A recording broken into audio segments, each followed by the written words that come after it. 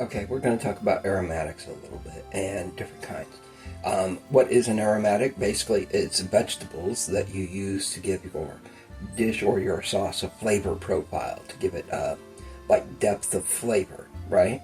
The French call it Mirepoix, right? They use onion, celery, carrots, sometimes leeks.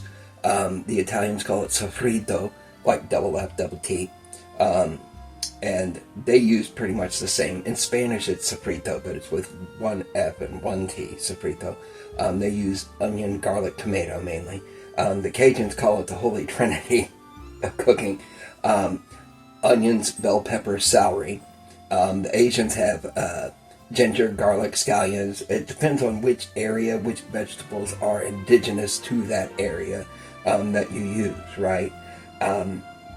And you can use this on a whole lot of different food, not just like spaghetti sauce, right? Like if you were cooking spaghetti sauce or you're cooking some type of sauce, right? You would add oil in the pan, and then you would add your carrots, your celery, your onion. You would cook them down, and then the flavor cooks into the food, right? Also makes you hungry as soon as you smell it, right? There's a couple ways to do this, though. You can not just put the vegetables in the pan and saute them and then cook them down, and then you put your tomato on it, and then you cook your pasta sauce, etc., right? Okay, what I recently did, I put some onions, some celery, and some garlic, a little bit of bell pepper, okay, and carrots, like all in a crock pot. Let them cook on down. And I added like my chicken to that, and then I let the chicken like absorb it as it was still cooking in the crock pot, right? But with all the vegetables, what I did was I took them and then I pureed them after they were soft, and then I get this, kind of mush or whatever and stuff.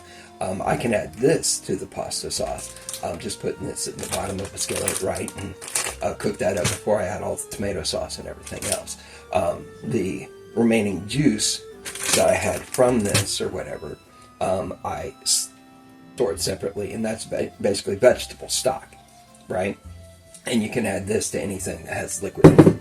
Now, if you're doing something like meat or like a chili or whatever, right, and you don't want to like water it down, you want to keep it like real thick, okay? Your basic onion powders, your garlic powder. If you want like carrot powder, basically grate some carrot in a cheese grater, right? Then let it sun dry for a couple of days. Put it right close to your window so that it gets the most sun. Let the sun beat down. My stepdad was a prepper.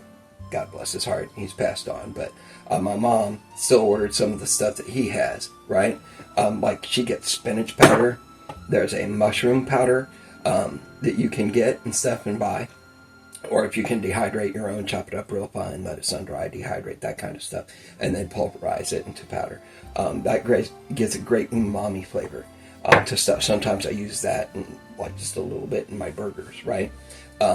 This one, Mama's Master Blend, is actually the dehydrated onion, celery, and carrot all ready to go. Okay, you can do this with a lot of different foods. It doesn't just have to be sauces. Like I said, I put some of this stuff in my burgers, right? Or if you have a dish that you already do, maybe you could just add a little bit of some of the aromatics or some of the aromatic seasonings to it and watch it increase the flavor profile of whatever you're cooking, okay?